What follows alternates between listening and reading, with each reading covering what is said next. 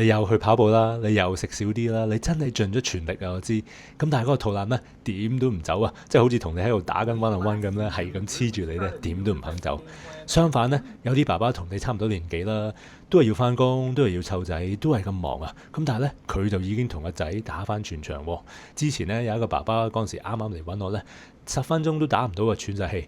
咁但係90日之後咧，佢而家已經同阿仔咧喺度打緊比賽啦，連續幾節咁打啦，仲可以同佢 keep up 喎。之後咧，佢個仔同佢講話：哇，阿爸你真係好唔同啊！而家咁其實個分別喺邊呢？咁其實咧唔係呢個爸爸佢比你操得更加勤力，亦都唔係佢比你食得更加少，而係咧佢領略到咧，佢去到40歲嗰陣時咧，唔能夠單靠飲食同埋運動咯。佢其實咧開始咗用好多爸爸都唔知嘅第3個槓桿啊！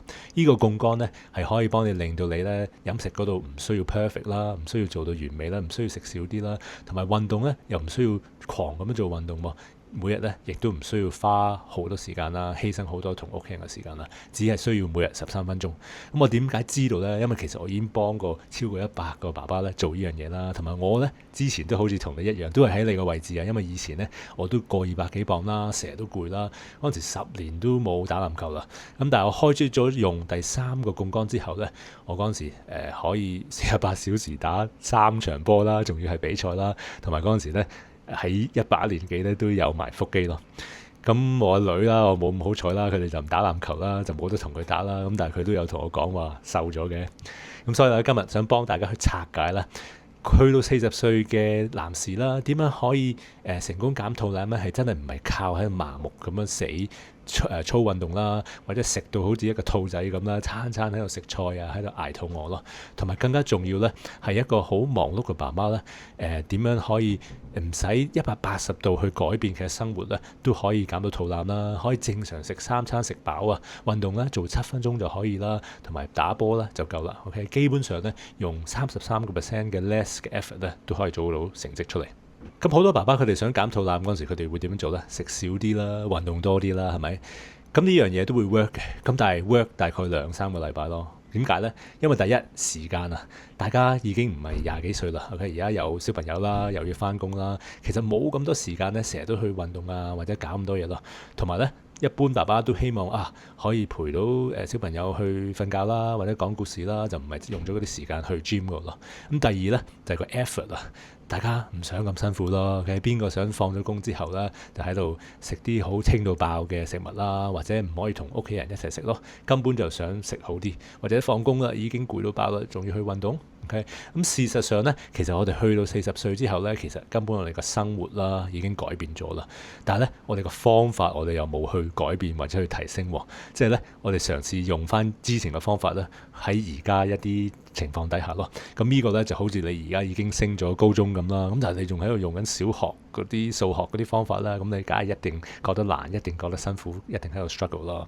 咁但係其實咧 time 咧同 effort 少咗咧，都已經唔係最大嘅問題啊。仲有一個更大嘅問題 which 好多爸爸都會忽略啦，就係第3我哋嘅 biology， 我哋嘅身體嘅生理啊或者體質啦。因為我哋去到40歲嗰陣時咧，其實我哋嘅身體即係好似一副機器咁啦，都會慢咗啦，冇咁 efficient 啦，都會生鏽嘅，就好似一架車咁咧，揸咗40萬 K 之後咧 ，OK 都會開始有啲損壞啊，都會慢落嚟啦。咁呢個係講緊咩咧？就係例如我哋嘅新陳代謝啊、增肌減脂啊、排毒啊，全部咧都差咗咯。咁喺我哋20歲嗰陣時啦，或者最多30頭嗰陣時啦，其實我哋咧可以擺少少嘅 effort 啦，let's say 30% 嘅 effort 啦，以去跑下步啊，去食少啲啊，咁嗰陣時嗰個 result 咧都好唔錯啊，都已經會瘦落嚟啊。咁但係而家去到40歲嗰陣時咧，我哋嗰個 result 好似做翻同一樣嘢，但係越嚟越難攞到個 result 喎。咁所以我哋會 push 自己去做更加多咯。可能飲食同運動嗰度去到60、70、80%， OK， 嘗試去 squeeze 多啲嘅 result 出嚟啦。咁變咗我哋個身體去做緊120或者160% 嘅 capacity 嘅工作咯。OK， 咁當你要維持120、160% 咁多氣力啊，咁辛苦嗰陣時，其實每隻腳咧就要做得好辛苦咯。咁唔係唔得嘅，咁但係其實你想唔想咯？咁變咗你可以睇到長遠嚟講咧，咁樣嘅方法係咪能夠維持到咧？咁其實大部分爸爸就係做緊呢樣嘢啦。我哋用緊呢一啲好傳統嘅減肥方法啦，咁好極端啦，只不過係不斷喺度限制自己啦，咁就令到成件事咧好辛苦啦，咁就好似佢哋要去跑一個10K 嘅馬拉松 ，OK， 咁佢哋頭嗰2K 咧就跑到哇好勁啊，係而家好快，咁但係當然好快就會攰啦，跟住就會停啦。咁如果一個方法只能夠俾你喺10K 之中淨係跑到2K嘅，咁呢個方法幾好都冇用啦，係咪？最後都唔 work 咯。咁所以最後我發現一樣嘢咩咧，就係原來用2隻腳去做呢件事咧，太艱難啦，做唔到啦。就好似你打3打3咁，但係你淨係帶有2個隊友嗰陣時咧，其實你根本就冇可能會贏波。咁我覺得，咦，係咪去到40歲會有一啲更加好嘅方法呢？咁所以嗰陣時我就開始點樣揾一啲方法，點樣可以令到成件事容易啲啊？OK，so that 一啲好忙碌嘅爸爸呢，嘅都做到咯。OK，點樣可以呢？我哋唔需要做咁多運動啦，或者唔需要食得咁 strict 啊，食得咁少啊，咁但係仍然會有一個好好嘅 result 喎。OK，原來呢，我發現我哋再加多一隻腳落去啦，which 我叫做第3個槓桿啦。OK，因為佢其實係可以幫我哋提升到另外之前嗰2隻腳啦。OK，令到飲食同運動嗰度呢，嗰個 requirement 嗰個 effort 呢都可以減低咯。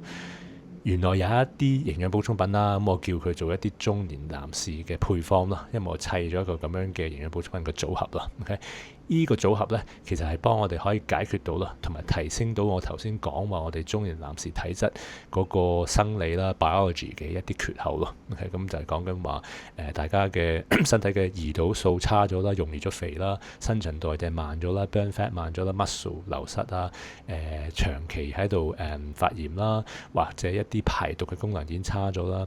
咁呢個中年男士嘅配方呢，除咗可以幫你去清除而家一啲脂肪啦，或者啲內臟脂肪啦，透過排毒啊、新陳代謝啦，更加重要係可以幫你預防呢一啲新嘅脂肪或者內臟脂肪去構成啊。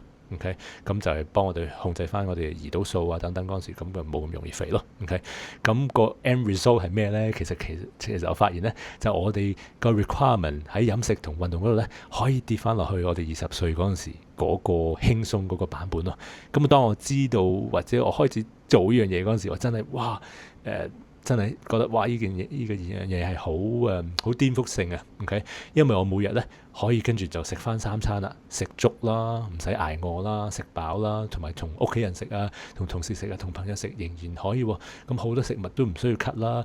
我可以繼續食肉啊、粥粉麵飯啊、澱粉啊、雞牛豬羊海鮮 sashimi 啊、水果啊、蛋啊、菜啊，好多嘢都可以繼續食咯。咁而家呢，我日日都係咁樣食緊㗎啦。咁又唔會肚餓，但係仍然可以減到磅喎。OK，咁跟住我又唔需要每日spend 好多時間去做運動啊，或者去做 gym 啦，只係揀一啲咧專係幫你增到肌嘅運動啦。咁佢喺屋企做7分鐘，咁跟住中意就去打籃球啦。咁基本上就已經夠啦，就可以開始見到個肚腩啦，開始越嚟越細啦，同埋個體能咧都翻咗嚟啦。我直情好似變翻20幾歲嘅嗰陣時。咁個重點咧就係當你加咗呢個第3個槓桿落去嗰陣時咧，佢立刻咧已經幫你搞掂咗每日咧33%嘅工作啦。OK， 即係假如你每日要做100%咧，佢33%咧已經即刻幫你搞掂咗啦。咁呢個就好似一個外掛咁啦，一個 cheat code 咁啦。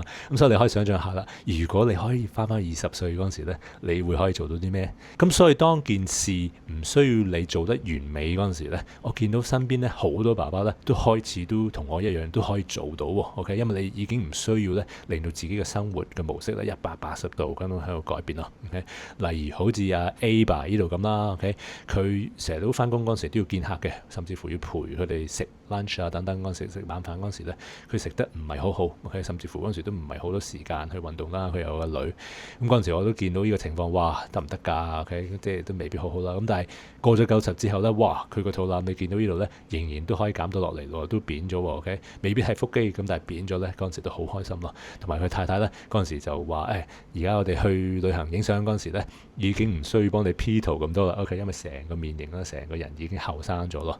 或者好似呢度阿 Espa 咁啦。OK，佢翻工嘅時間好長啦。咁跟住嗰陣時，佢以前同屋企人去旅行嗰陣時咧，翻到嚟都一定係重咗10磅啊、20磅嘅。OK，咁但係咧，今次佢去完旅行咧，竟然係可以繼續減咯。OK， 個脂肪率我同佢度嗰陣時係一路咁樣落咯，因為佢已經學識點樣可以去飲食啦，用好嗰個第3個槓桿嗰個 supplement 啦。OK， 咁呢個就24小時一路喺度幫佢 burn 緊咯。咁佢身體直情好似去翻佢20幾歲嗰個狀態啦。咁同我嗰陣時亦都係一樣啦。嗰陣時我總共都減咗26磅啦。咁跟住我個身體咧由39歲嘅 body age 咧，去到26歲啊，咁真係去翻26歲嗰個狀態。咁嗰陣時後生咗個狀態嗰陣時啦，無論陪小朋友嗰個時間啦，可以陪到佢哋玩啦，或者我去打籃球嗰個狀態，即係可以打翻我想打嗰個狀態咯。尤其是打比賽嗰陣時咧，呢樣嘢係好重要咯。所以咧，我覺得呢啲爸爸好聰明，佢哋揀咗一個好精明嘅選擇咯。佢哋唔係懶啊，或者佢哋唔係有一啲藉口啊，佢哋只不過好 open 咁去承認就話我哋過咗30歲，我哋男士個身體就好似一副機器咁係會慢落嚟啊，冇咁 efficient 咯。OK， 咁我哋亦都冇咁多時間同埋冇咁多 effort 啊，去搞咁多嘢啦。OK， 咁所以其實係好 make sense， 我哋就係揾一啲 extra 嘅工具啦、外掛啦、一啲 extra 嘅 tools 啦，去幫我哋去 fix翻咯，我哋30-40歲呢個身體啦，同埋咁多年累積嘅一啲壞習慣咯。OK， 咁但係個好處就係其實呢樣嘢都唔需要耐，因為喺90日內咧，好多呢啲爸爸咧已經係 reverse 翻或者解決咗佢30-40年累積咗咁耐嘅大肚腩啊，成個人好攰啊，成個人嘅狀態啊已經搞掂咗。咁我覺得呢樣嘢係非常之值得咯。咁所以咧，大家如果想學多啲呢個第3個槓桿係點 work 嘅話啦，同埋呢樣嘢會點樣幫到你啦 ，feel free 可以 click 翻下邊條 link 啦。咁我有一個免費嘅課程啦，喺我哋個籃球爸爸嗰個群組會解釋晒成件事係點 work 啦。咁呢個群組基本上就係我哋嘅爸爸嘅 community 啦，幫助啲爸爸點樣可以打翻籃球啦，同埋可以 fit 翻咯喺我哋30-40歲嗰個期間。咁我希望呢樣嘢到時會幫到你點樣可以復出到球場啦，同埋可以為你小朋友做更健康榜樣嘅爸爸啦。如果你想知道多啲或者睇到多啲其他爸爸點樣可以去翻20歲嗰個狀態嘅話，大家可以睇翻呢個 video 啊，佢哋亦都去打翻波，咁跟住大家可以 learn more，加油 bro！